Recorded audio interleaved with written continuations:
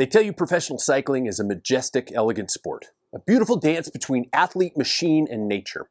Well, this weekend, nature decided to throw a sandstorm at the peloton, and the dance looked a lot more like a bar fight on a gravel road. Between the desert winds completely erasing a race route, professional riders forgetting how to sprint in a straight line, and the bike industry continuing its relentless quest to bankrupt us all, I'm starting to think we'd all just be safer on the indoor trainer. Welcome to the Packfiller Perspective.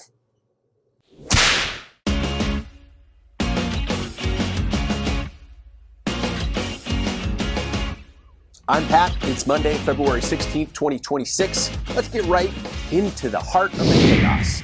We start today at the opening stage of the UAE Tour.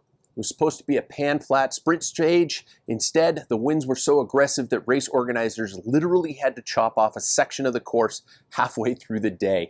You know, it's bad when the guys who get paid to suffer look around and just say, yeah, no, I'm not riding into that.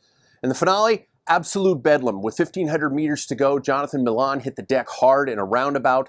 Meanwhile, Isaac del Toro said, thanks for the distraction, launched an early uphill sprint, and absolutely stormed the victory ahead of Case Bowl. Cease?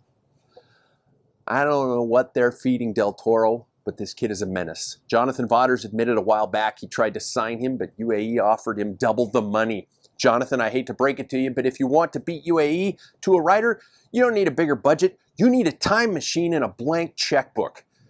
But if you want real chaos, look no further than the dirt roads of Spain at the Clásica Jaén Pariso interior.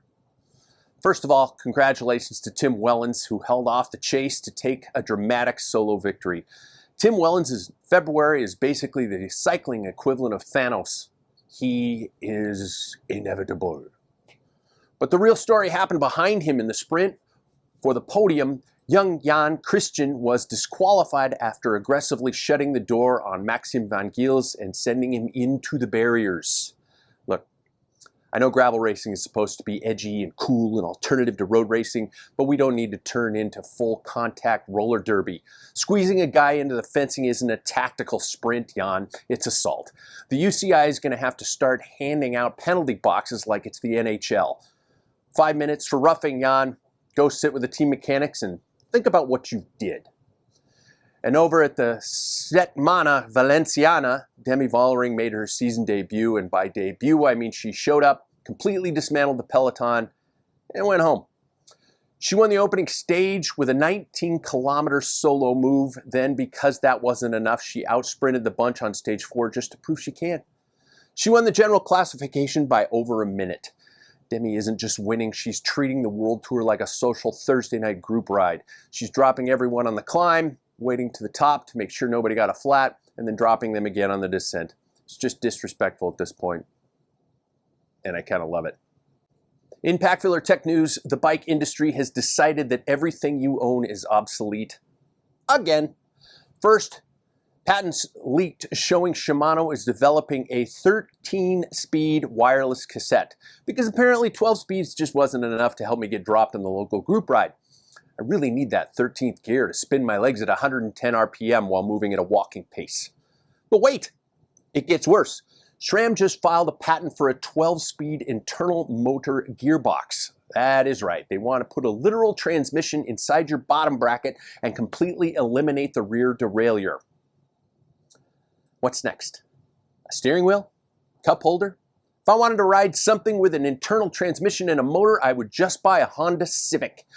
Plus, do you know what happens when you put an internal gearbox and it breaks? You just don't replace a cable. You have to hire a certified mechanic named Dita to build it in a clean room.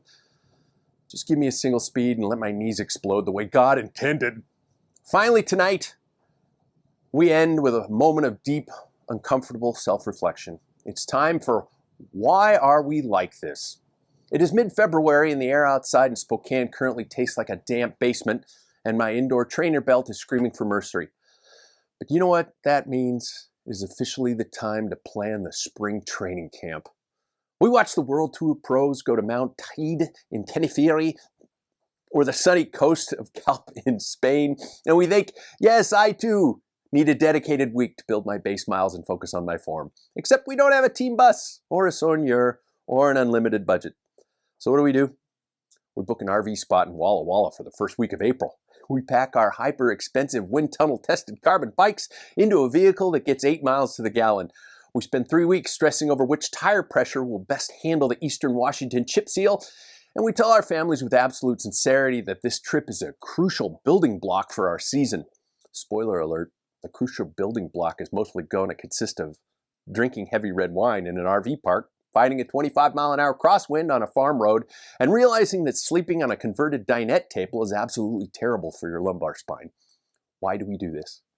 Because for 5 days in April, we get to pretend we are professional athletes, right up until someone asks us to go empty the black water tank. Hey everybody, ride safe, start checking your RV tire pressure, and don't forget to upload. Good night.